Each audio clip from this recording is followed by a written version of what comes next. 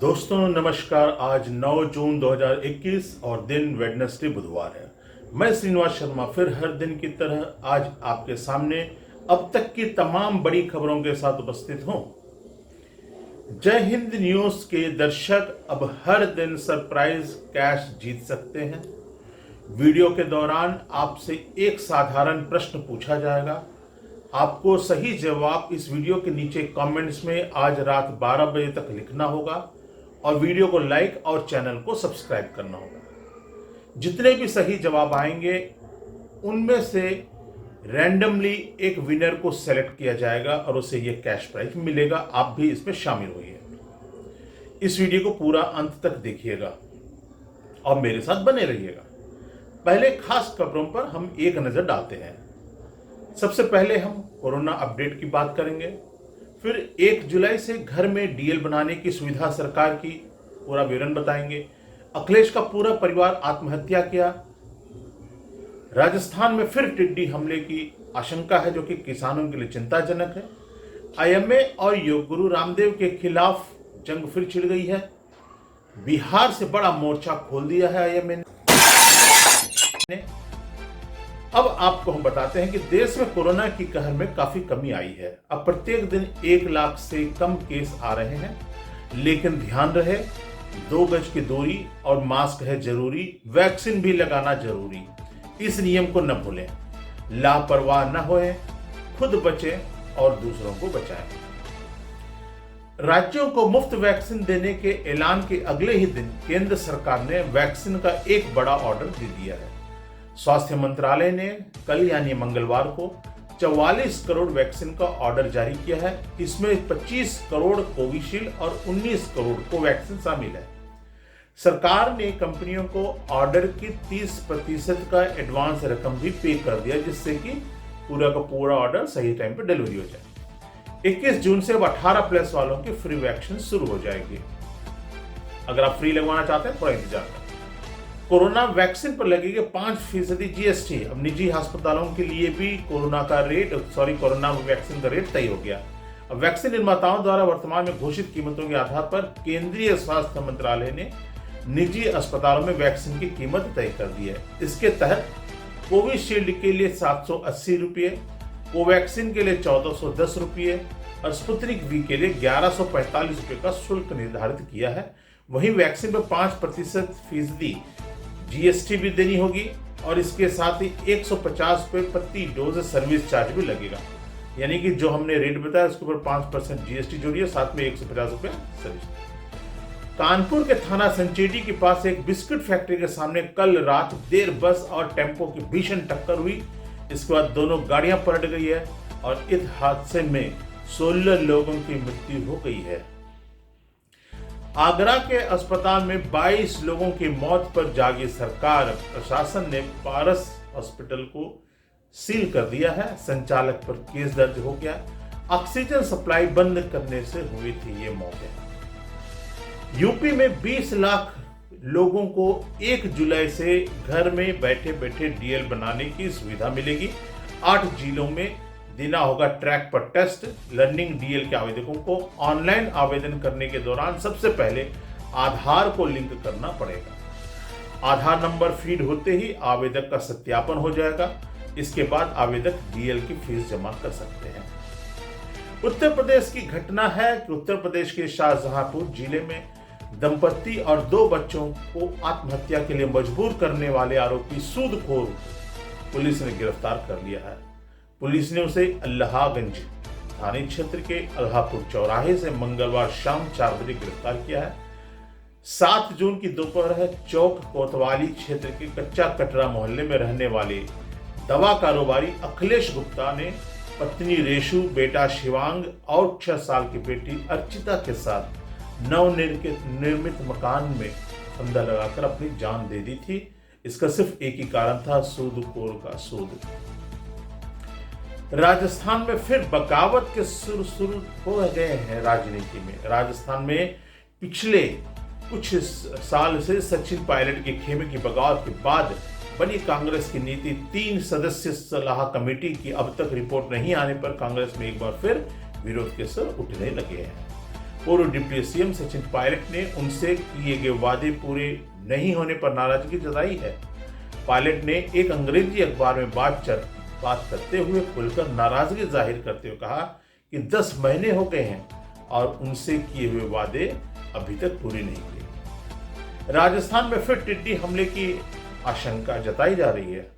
पश्चिमी राजस्थान में एक बार टिड्डी हमले का खतरा मंडरा रहा है।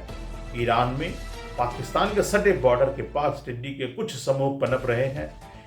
इनके इसी महीने के अंत तक पाकिस्तान में घुसने की आशंका बताई जा रही है।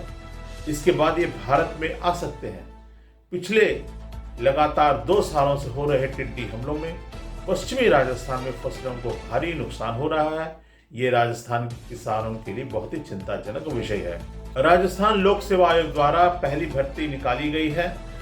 आयोग संस्कृत शिक्षा विभाग में प्रधान अध्यापक प्रवेशिका के 83 पदों पर भर्ती के लिए ऑनलाइन आवेदन प्रक्रिया शुरू करने जा रहा है। इन पदों के लिए 14 जून से आवेदन किए जा सकेंगे। आयोग द्वारा विस्तृत विज्ञापन जारी किया गया है। उसकी वेबसाइट हम नीचे डिस्क्रिप्शन दी, आप वेबसाइट पर जाकर उपलब्ध ऑनलाइन आवेदन पत्र भरने के संबंध में दिए दिशा निर्देश यानी कि इंस्ट्रक्शंस ऑफ एप्लीकेशंस को आप विस्तृत विज्ञापन एवं संबंधित सेवा नियम का अध्ययन आवश्यक रूप से कर लें। फिर आप इस नौकरी के लिए अगर आप एलिजिबल हैं तो जरूर अप्लाई करिएगा। कल से होगा राजस्थान के रोडवेज बसों का संचालन। जी हाँ, राज्य सरकार की ओर से मंगलवार को अनलॉक 2 शुरू कर दिया गया है। वही नई गाइडलाइन के हिसाब से रोडवेज की बसों का संचालन 10 जून यानी कल से होगा। इसके लिए बसों के मेंटेनेंस और धुलाई का काम शुरू हो गया है। लगभग 2 महीने से बसों का संचालन नहीं होने से उनमें धूल जम गई है और एक जगह खड़ी होने के कारण इनकी बैटरीज भी डिस्चार्ज हो गई है। बिहार में आज से अनलॉक 1 कोरोना की रफ्तार थमने के साथ ही 35 दिनों के बाद शुरू हो गया है। इसकी घोषणा कल कर दी गई है दोपहर को मुख्यमंत्री नीतीश कुमार के द्वारा सोशल मीडिया के माध्यम से। अनलॉक का यह पहला चरण 1 हफ्ते का यानी कि आज से लेकर 15 तारीख तक का होगा। इसमें दुकानें 1 दिन के अंतराल में सुबह 6 बजे से शाम 5 बजे तक खुली रहेगी। 50% क्षमता के साथ सभी सरकारी और प्राइवेट गाड़ियां चलनी शुरू हो जाएगी। प्राइवेट और सरकारी ऑफिस में 50% कर्मचारियों की उपस्थिति रह सकेगी। निजी वाहनों को अब नाइट कर्फ्यू का वक्त छोड़कर पास की कोई जरूरत नहीं होगी, यानी कि खुले तौर पे वो घूम सकते हैं। लेकिन अभी कोरोना गया नहीं है, इसका आप ध्यान रखिएगा। आईएमए और योग गुरु बाबा रामदेव के खिलाफ जंग अभी भी चल रही है। बिहार में बहुत बड़ा मोर्चा खुल गया है। पटना के पत्रकार नगर थाने में योग गुरु रामदेव के एलोपैथी पर दिए आपत्तिजनक बयान के बाद इंडियन मेडिकल एसोसिएशन ने उन पर केस दर्ज कराया और पटना में भी दर्ज हो गई। आईएमए की बिहार शाखा ने यह केस पटना के पत्रकार नगर थाने में किया है। आईएमए के कार्यकारी अध्यक्ष डॉक्टर अजय कुमार ने इस दौरान सरकार से रामदेव पर कार्रवाई करने की भी मांग कर दी है। अब पूरी दुनिया में कोरोना की रफ्तार में आई कमी की वजह से कुछ देशों ने अब आगे कदम बढ़ा लिए हैं। पहले अमेरिका ने उन लोगों को मास्क लगाने से छूट देने की घोषणा की थी जिन्होंने वैक्सीन की दोनों खुराक ले ली थी। अमेरिकी राष्ट्रपति जो बाइडेन ने इसको ऐतिहासिक पल बताया था। अब इससे भी एक कदम आगे बढ़ते हुए इजराइल ने खुद को पूरी तरह से मास्क फ्री करने की घोषणा कर दी है। हालांकि ये अगले सप्ताह से लागू होगी, यानी कि 15 जून से। 15 जून से इजराइल विश्व का पहला देश बन जाएगा जहां पर किसी को भी मास्क लगाने की जरूरत नहीं होगी। देखिए कितने रफ्तार से उन्होंने वैक्सीनेशन किया और भारत कहां पे है आप खुद समझिए। यूपी से एक बहुत बड़ी अच्छी खबर आ रही है कि कोरोना संक्रमण से यतीम हुए 18 वर्ष तक के कक्षों 9 से ऊपर तक विद्यार्थियों को लैपटॉप या टैबलेट दिया जाएगा। प्रमुख सचिव बाल विकास वी हेकाली झिमोमी की ओर से मुख्यमंत्री बाल सेवा सम्मान के जारी गाइडलाइन में सभी जिलाधिकारियों को निर्देश दिए गए हैं। इसके साथ ही आईटीआई विद्यार्थियों को भी मुख्यमंत्री बाल सेवा सम्मान का लाभ दिया जाएगा। संयुक्त निदेशक प्रशिक्षण यश तिवारी ने बताया कि सभी आईटीआई से सूची मांगी गई है। अपर निदेशक प्रशिक्षण नीरज कुमार ने बताया कि सूबे के सभी ITI के विद्यार्थियों को योजना का लाभ मिलेगा। ऐसे विद्यार्थी जिनके माता पिता या दोनों में एक की 1 मार्च 2021 के पहले या फिर इस कोविड-19 के दौरान निधन हुई है, उन्हें यह लाभ मिलेगा। सभी संस्थानों को सूची उपलब्ध कराने के लिए कहा गया है।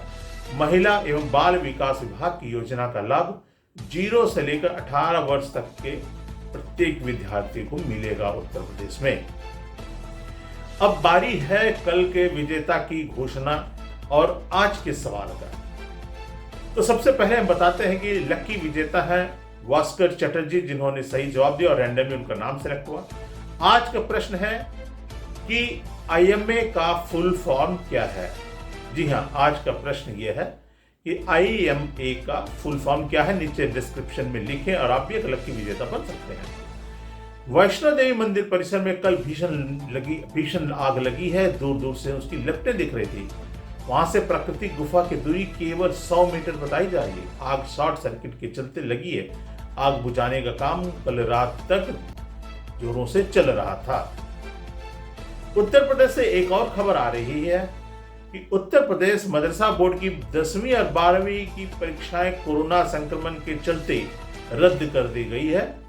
इसकी घोषणा अल्पसंख्यक कल्याण मंत्री नंद गोपाल गुप्ता ने की है। बताया जा रहा है कि छात्रों को पूर्व कक्षाओं में हासिल हुए अंक के आधार पर ही नंबर दिया जाएगा। जैसा फार्मूला यूपी बोर्ड में अपनाया जा रहा है, कुछ उसी तरह का फार्मूला मदरसा बोर्ड में भी लागू होगा। इससे पहले कक्षा 1 से लेकर 8वीं कक्षा तक की परीक्षाएं तो रद्द हो चुकी थी। इसकी घोषणा हो चुकी है। अब हम आगे बढ़ते हैं मौसम का हाल। तेजी से आगे बढ़ रहा मौसम और मानसून। मुंबई में भारी बारिश की चेतावनी। यूपी, बिहार, दिल्ली का मौसम अपडेट्स। मानसून जो बड़ी रफ्तारी से बढ़ रहा है। दिल्ली, NCR समेत उत्तर भारत को जल्द राहत मिल सकती है। मौसम विभाग ने मुंबई समेत राज्य के अन्य तटीय क्षेत्रों में भारी बारिश होने का पूर्वानुमान जताया है। वहीं मध्य प्रदेश में प्री मानसून बारिश का सिलसिला जारी है। मौसम विभाग के मुताबिक दक्षिण पश्चिम मानसून अब पूरी भारत की ओर बढ़ रहा है। महाराष्ट्र के बाद बिहार, उत्तर प्रदेश, मध्य प्रदेश में भी मानसून के जल्दी पहुंचने की अनुमान है। ये खबर आ रही है IMD से। एक बड़ी चेतावनी कि मुंबई में बारिश हो सकती है। तो मुंबई वासियों छाता, रेनकोट लेके जरूर जाइएगा। जल्द घर वापस आएगा। इस वीडियो को लाइक करें दोस्तों, और अपने दोस्तों के साथ व्हाट्सएप और फेसबुक पर भी शेयर करना न भूलें। चैनल को सब्सक्राइब करें, नीचे बेल आइकन को दबाएं, जिससे कि मैं जैसे ही अगला वीडियो डालूंगा तो आपको नोटिफिकेशन मिलेगा। अगले वीडियो में फिर हम एक नए अपडेट के साथ मिलेंगे। तब तक के लिए स्टे होम, स्टे सेफ। जय हिंद और नमस्कार।